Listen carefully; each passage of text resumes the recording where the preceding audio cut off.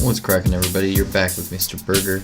Tonight we're going to be taking a look at the current top meta deck. This deck has been played at the top of ladder for a while now, and it's actually pretty powerful in challenges as well. And surprisingly, it has the Royal Giant in it. Or maybe not surprisingly, if you are not aware already, he was recently tweaked.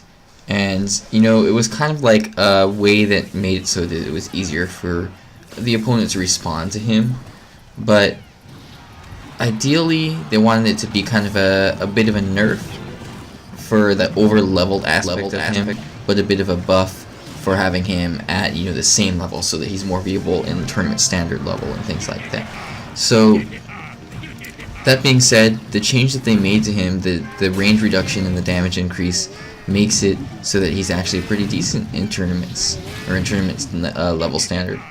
So, you know, you've been seeing him in a few decks here and there, and surprisingly, you've been seeing him at the top of ladder, as I mentioned earlier, which is something that you definitely didn't see before.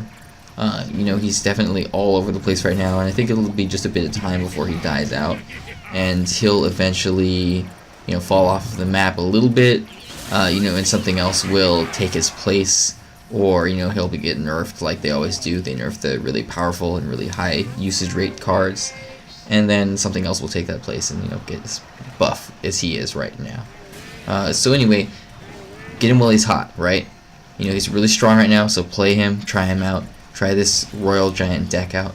So this deck, it's kind of like a control deck, and so what you do is you got a lot of cards to kind of play a pretty solid, powerful defense, and, you know, you lay out the Furnace for a little bit of chip damage and kind of some control, and then the Royal Giant plays that role of being like a win condition and kind of like mini tank and a big counter push card. So you get that, you know, E-Wiz or the Barbarian for the Bar Barrel or the Guards or the Mega Minion or something like that. You know, use them on defense. After you get like one or two of those cards and an elixir advantage going, use the Royal Giant offensively, and then you've got those cards to support him. And if you don't have them down already and, you know, you're getting to double elixir or something like that, you can always play him a little bit more aggressively, and then you can use the cards afterwards to support him, you know, depending on what your opponent plays. So he is pretty expensive, so you don't want to really like waste him all the time. You don't want to play him every chance that you get. You want to make sure that you use him at the most opportune and ideal times. So you're going to do things like, you know, hang on to him and just play him when you got an elixir advantage, like I said earlier, or possibly, you know, when you got a lot of support units running up to the bridge, so then you've got that tank for them and that kind of win condition offensive, you know, card for them to make use of that support, so that it doesn't just go to the opponent's side of the bridge and then become easily countered. Now, another interesting thing about this deck is you do have the Fire Spirits and the Furnace, so it's a very fiery deck, that's for sure. So these are cards that, you know, they've kind of been played inconsistently here and there depending on the metas, and there's certain decks that call for them. Furnace is definitely very powerful. It's a card that's been used a lot in certain metas, but the Fire Spirits themselves kind of have been one of those like underused, low usage rate, low win rate cards. I don't know about their win rate, but definitely low usage rate cards. So this deck surprisingly runs both of them.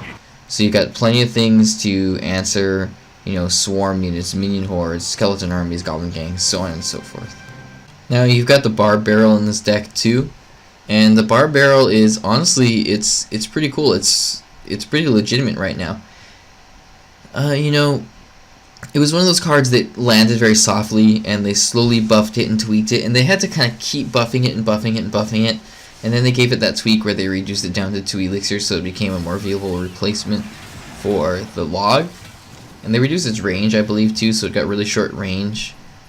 So the log has a lot lower range, but it gives you that Barbarian, which surprisingly, just having that one Barbarian can come in handy, you know, quite often. You can use him as kind of like a little mini tank. You can use him to get through things like a Goblin Gang and then finish off a Princess or something else in the back. You know, and even just like the Barbarian Barrel itself, going up against like a Musketeer or something, the single Barbarian and the damage from the spell, from the rolling effect, can counter that quite well. Now, one thing that I'm noticing with the Barbarian Barrel is that it doesn't have that, like, knockback effect that the log does for as many cards. There's a lot of cards that I'm surprised I thought would get knocked back by the Barb Barrel, but, you know, much to my surprise, they aren't getting knocked back. So don't rely on it for as many things as you would with the log. If you would rather run the log, you definitely could run it in this deck. But I think that the Barb Barrel is kind of like the super meta thing right now, and it was recently buffed in the last patch again. So, you know, it's fun to play. Try it out. You know, if you don't have it, you can switch it out for like log or zap or something. But for now, give it a shot. This is a good excuse to try it. And I look at the E-Wiz there countering that Inferno Dragon really well, and that's something that I want to point out. And I will talk about that a little bit later in the video here. Let's talk about the lightning. We got the lightning in there, and we don't actually have a light spell in this deck. Now that I'm looking, oh no, I'm sorry, we do, obviously. The Barb Barrel, I was going to say we don't have it, but I'm not used to seeing that card because it's so underused. Anyway, we do have that light spell in there, but for the heavy spell, that's what I was trying to get at, is the lightning. The lightning is, you know, particularly useful for countering heavier units, like heavier support units, you know, like the Musketeer, or, you know, even in this case the Inferno Dragon. What else? Magic Archer melts to him. Lightning doesn't kill Executioner, if I'm not mistaken. Doesn't kill Bowler for sure, whereas Rocket does kill Executioner. But it's a really powerful card because anytime that they put something down to counter your Royal Giant, it's reliable in being able to counter whatever they have. You know, if it's like a heavier unit, heavier support unit, like I was saying earlier. And as you can see there, you're also able to use it for things like finishing off the tower in the last few seconds if you need to use it to chip away at the opponent's tower. It's also a really powerful spell to be able to cycle through continually if you're looking for a way to get consistent damage off on their tower. So the Royal Giant, you know, will get 1 or 2 swings off here and there, and you'll get that chip damage off, so to speak, in a way. And then the lightning also can be reliable to getting, you know, solid damage onto the tower. You just get each of those a few times throughout the game, and that's enough damage to completely take out a Princess Tower. Now, the E-Wiz, this is what I wanted to talk about with the E-Wiz. And the lightning too. Lightning is really good for countering things like the Inferno Dragon and Inferno Tower, and the E-Wiz is definitely very core for that role. You're going to see a lot of Inferno Dragons and Inferno Towers, especially when you're playing your Royal Giant, because that's going to be like a go-to counter for him. You know, a lot of decks run something like that, you know, one of those 2 cards that counters tanks, especially in like a tank-heavy meta. So be ready to use that E-Wiz to counter that Inferno Dragon. And you probably saw that in the last match there, and you might see it in a future match here as well. But you definitely want to hang on to that E-Wiz, make good use of him. You know, he's a very powerful control card, and he has that unique effect of, you know, being able to successfully counter or completely shut down, you know, the Inferno Dragon or the Inferno Tower, which, you know, you're not, as I said earlier, you're naturally going to see one of those 2 cards a lot to counter your Royal Giant, which is your major and your main win condition in this deck. Alrighty, let's talk about opening moves. So for opening moves, ideally I think Furnace would be a good opener. So the Furnace is definitely a good card to kind of just play early, and it's reliable to be able to just place on the battlefield and get a consistent stream of Fire Spirits. I'm, again, one of those people that doesn't like to hang tight and wait for the opponent to, you know, make the first move. If I'm at full elixir, I'll generally start playing something. You know, there's a lot of different strategies and techniques and ideas behind that. And I know it depends ultimately on the deck that you're playing. So, like, if you're playing like a fast cycle deck, you probably want to make the first move and you'll get the game going early. But if you're playing a really heavy beatdown deck, it's safe for you to be able to hang tight and, you know, wait and see what the opponent's going to do. Because once you get into double elixir time, you kind of shine there anyway. So this deck is a control deck. So, you know, for me, it kind of shines in the middle of the game or earlier in the game. So I like opening with something like the Furnace if possible. If I don't have that, You can always cycle something else in the back, like guards. I don't like cycling fire spirits in the back because they're pretty easy to answer, but sometimes you can place them at the bridge even, and that'll force your opponent to either respond to them, and they only cost you 2 elixir, or it will allow you to get a good chunk of chip damage off onto your opponent's tower. Now, I don't know how I feel about placing the Royal Giant in the back. You could do Mega Minion or E-Wiz too in the back behind the King Tower. A lot of people play that Royal Giant in the back behind the King Tower and let him slowly walk up and kind of get a big beatdown push going. But, you know, I don't know, certain decks call for that and certain ones don't. I did see a CWA video where he was talking about how you do want to do that with this particular deck that he was showing. But for me personally, the Royal Giant is one of those cards that's much more effective when you play him just right at the bridge, because it, you know, gives you the potential to have him just immediately lock onto the enemy tower and, you know, kind of get onto it before they can properly respond to him. It applies a lot more pressure, and you do it like so. When you got the Mega Minion or something behind him flying down the lane, you place him at the bridge, and then the Mega Minion's going to support him against whatever else he puts down there. And even though he used the P.E.K.K.A., which is a hard counter to it, I believe he got 2 swings off on the tower there, which is a good solid chunk of damage. Remember guys, the Royal Giant got that 60% damage increase.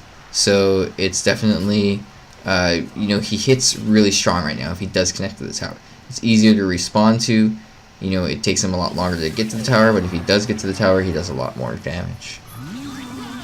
Alright, so that's what I would do for openers, is probably cycle one of my cards in the back if I don't have Furnace. Not my Royal Giant, but probably like Guards, Mega Minion, or E-Wiz. And ideal opener would be Furnace. And of course you can always, if you prefer, wait to see what your opponent does, and then counter accordingly. Now let's go do some card replacements pretty quickly, and I'm just going to kind of wing this one. This is just going to be pretty, you know, straightforward and standard. So for the Fire Spirits first, you can probably go like Ice Spirit or something like that. Maybe even another Light Spell plays a similar role. For the Royal Giant, if you change the Royal Giant, you would want to go another major win condition like, you know, Balloon or Hog or something like that. Even Giant maybe for kind of a beatdown push kind of deck. For Mega Minion, you could also go like Minions or something. I think you want something that attacks air probably. Otherwise you could run like a mini P.E.K.K.A. or something like that would be good, or a Knight. For the Furnace, maybe another spawner building like the Tombstone or the Goblin Hut. You know, similar to cost, kind of relatively similar role. If you prefer, you might be able to get away with like a Tornado, but I don't know, that would be too many spells for this deck.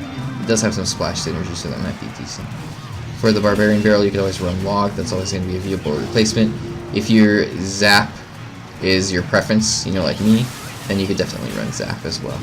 For the Guards, a solid replacement is Goblin Gang. That's kind of like a viable switch out for most of the decks that run either of those cards. And the Goblin Gang also gives you the potential to counter air a little bit more because you got the Spear Goblins, which attack air, whereas Guards purely only attack ground. For Lightning, you could go for like a lighter spell. You could go for like a Fireball or Poison, or you could do the other heavy spell, which is Rocket. But Lightning works out really well in this deck, and it's a really fun card to play, and they buffed it back up to its full range and a little bit of damage and stuff. You know, it got nerfed and then it got buffed back up again, so it's really solid right now. You can see I use it to finish off the tower there. And lastly, for the E-Wiz, you could always just run a good old Musketeer or Archers or some other kind of reliable range support card like that. Alright guys, go ahead and leave a comment in the comment section below and leave a thumbs up, because all those thumbs up help out this video and help me get more viewers and subscribers and all that good stuff. Thanks so much for watching guys, and have a good night.